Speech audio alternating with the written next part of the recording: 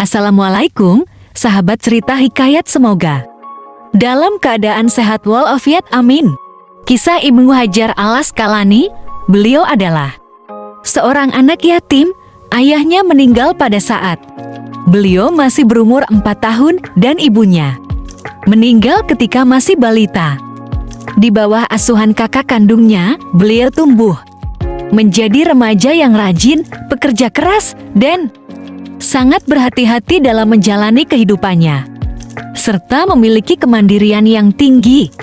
Beliau dilahirkan pada tanggal 22 Syaban tahun 773 Hijriyah di pinggiran sungai Nil, Mesir.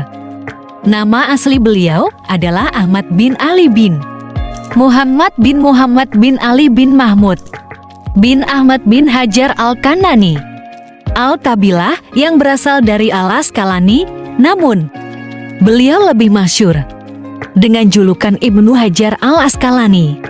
Ibnu Hajar berarti anak batu, sementara Asqalani adalah nisbat kepada Asqalani, sebuah kota yang masuk dalam wilayah Palestina dekat Gaza.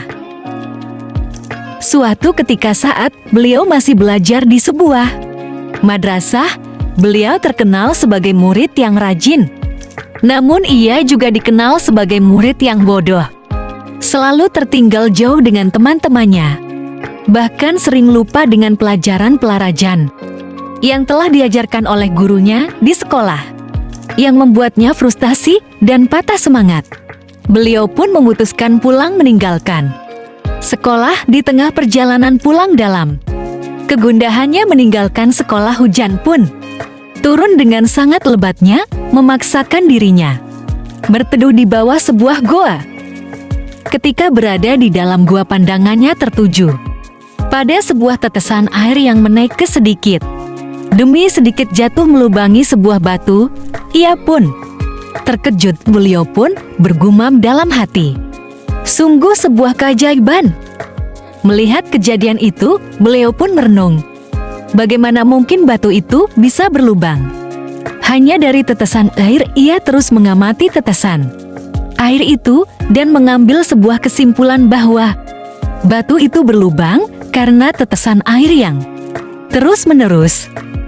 Dari peristiwa itu, seketika ia tersadar bahwa betapapun kerasnya sesuatu, jika ia diasah terus-menerus, maka ia akan menjadi lunak. Batu yang keras saja bisa berlubang oleh tetesan air, apalagi kepala saya yang tidak menyerupai kerasnya batu. Adik kepala saya pasti bisa meresap segala pelajaran jika tekun dan rajin. Sejak saat itu, semangatnya pun kembali tumbuh. Lalu, beliau kembali ke sekolahnya dan menemui gurunya dan menceritakan peristiwa yang baru saja ia alami kepada gurunya. Melihat semangat tinggi yang terpancar di jiwa beliau, gurunya pun berkenan menerimanya kembali untuk menjadi murid sekolah itu.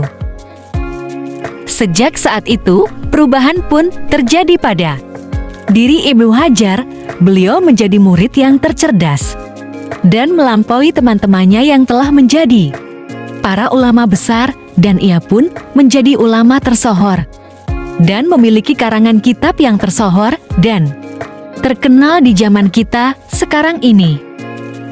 Di antara karangan beliau yang terkenal adalah Fathul Bari Syarh Sahih Bukhari, Bulughul Maram, Al-Isyabah fi Tamyizi Sahabah, Tahzibut Tahzib, Ad-Durarul Kaminah, Tagliqut Talik, Inbaul Qumah, Bin Ambil Umul, dan lain-lain.